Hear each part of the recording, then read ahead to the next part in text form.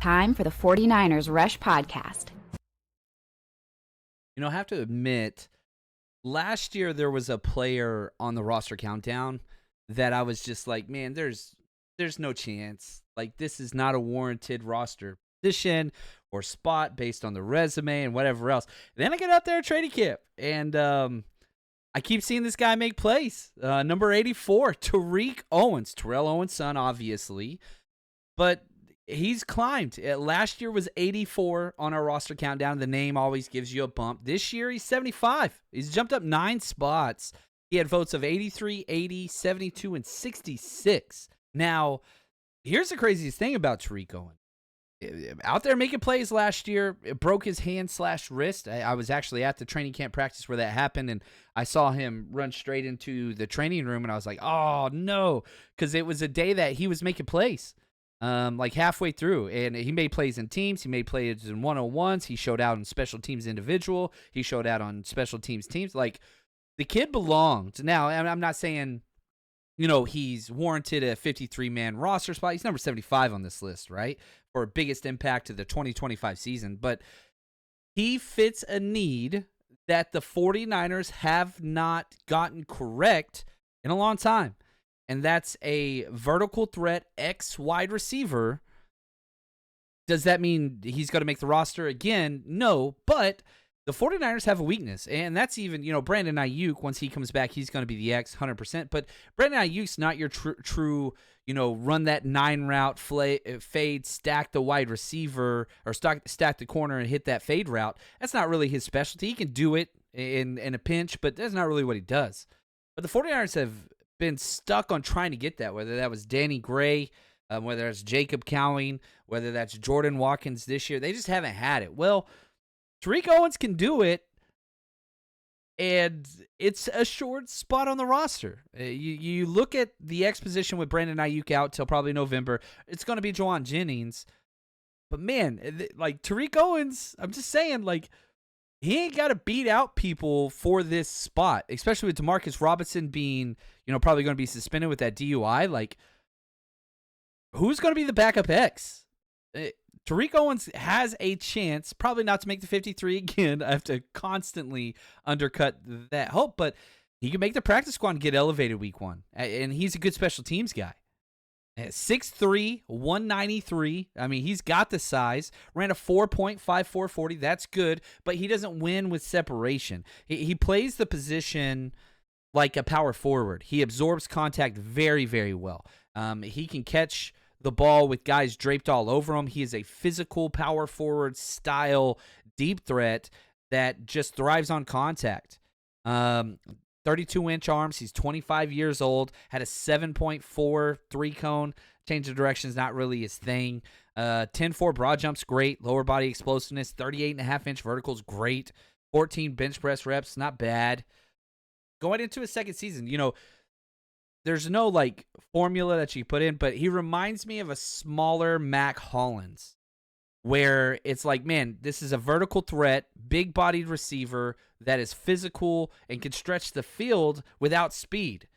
4.5's good, but, like, he's not a blazer by any stretch. Nobody's going to confuse him, but he's so big, it works, and you can throw it to him whenever he's, you know, covered because of how physical he is. And not only is Terrell Owens his dad, right? Like, John Lynch had the quote where he said, "It was something about the gate," end quote.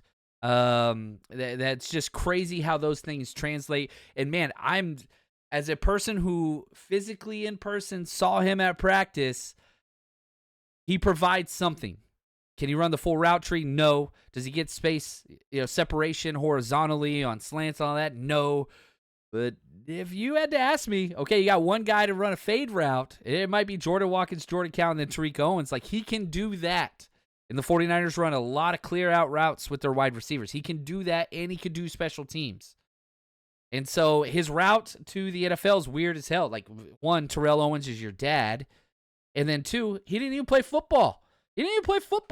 How is Terrell Owens your dad? And you don't even play football. He was a basketball-only player until his junior season in high school. Went to Bishop O'Dowd High School here, Bay Area, Oakland, California.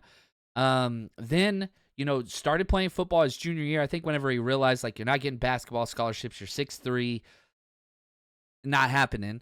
So then he's like, all right, well, maybe football. Then he goes to Contra Costa Community College.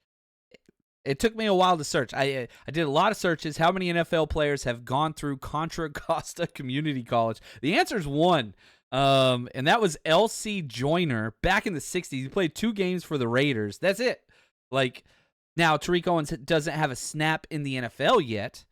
Can he be that number 2 player from Contra Costa? That'd be awesome. They transferred to Florida Atlantic for 2 seasons, then Missouri State for 3 seasons. So he's played a lot of college ball, but not top-tier quality, whatever else. And so that's why, again, I was like, dude, this guy, his resume outside of his last name and his dad, I don't know about that. Man, then he shows up at training camp and it's like, all right, physical, it's there. The presence is there. He's making plays. He deserved it. So shout out to the Nepo babies out there. Grew up in Pleasanton, California, 2-sport athlete, honor roll, academic excellence award, honor roll multiple years in a row, all those different things, and wants to make a name for himself outside of his dad. I get that. Totally understand that. But when you start late, and like Tariq called himself a quote-unquote late bloomer, and he never even had a decent, let alone dominant college performance despite playing at some other small school. His most productive season was 28 receptions, 500 yards, 4 touchdowns. Like, at bad college plays. Like, you're supposed to dominate that stuff. And so, 47 career catches. Like, not there. And didn't record a snap last year. But even though I think that he does belong on a practice squad type guy as a developmental prospect, it's nice to know that he belongs based on his play alone. And so I do think that is there. Now, he's got a 1-year, $840,000 contract, no guarantees. Last year, after getting injured and being released on a settlement, he came back to the practice squad when he's healthy. He made $200,000 last year, bouncing on and off the practice squad, and most of that came from the injury settlement. But, the tape stretches the field vertically very well. At his best, stacking corners and catching over the shoulder during contact. He's not a blazer where he's just going to fly past them, but he can physically kind of defensive line move and get on top of the smaller corners and then just kind of pin them behind their back and play kind of monkey in the middle type thing. Plays the deep ball like a power forward, like I talked about. He has a big fit for the 49ers at the X position. It's where they're lightest at the wide receiver. They have lots of slot guys. They have a couple Z guys. They do not have the Z vertical stretcher. That's a big reason why they drafted Jordan Watkins, but we'll see what that is. Hasn't played at all. Not going to make the 53 this year, probably, but if there ever was a time where Terique Owens could get elevated and get some snaps, it would be week 1, week 2, week 3. When Demarcus Robinson's out, Brandon Ayuk's out, it's just, can you trust him to go out there and do special teams and do some clear-out routes? He can block, and the physicality, it's there. Man, I'm not going to lie. I am shocked that he's back for year 2. After our initial kind of whatever, I'm shocked. But I'm happily shocked. And I hope that we get to talk about him again last year. Last year he was 84. This year 75. Maybe next year be in the 60s.